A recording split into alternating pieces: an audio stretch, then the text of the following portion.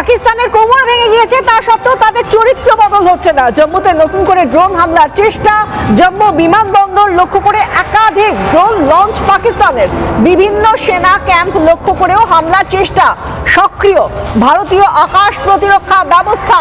ফের বিফল হলো পাকিস্তানের হামলার চেষ্টা। জম্মুতে জম্মু বিমানবন্দর লক্ষ্য করে তারা পরপর ড্রোন আঘাতের চেষ্টা করলো, কিন্তু সব ক্ষেত্রে ভারতের এয়ার ডিফেন্স সিস্টেম এতটাই সজাগ এবং এতটাই সক্রিয়, সেই কারণে তাদের সমস্ত চেষ্টা, পাকিস্তানের তরফ থেকে সমস্ত চেষ্টা ব্যর্থ হলো, বিফল হলো।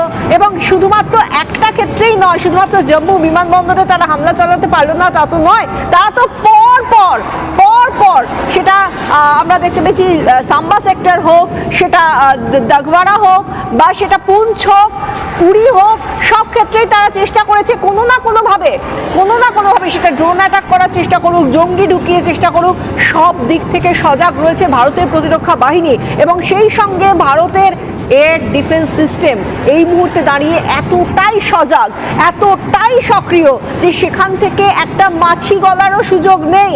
সেই কারণে তারা ড্রোন ওড়াক বা মিসাইল ওড়াক, যাই ওড়াক না কেন, একটা মাছিও কোনোভাবে গলে যেতে পারবে না। এই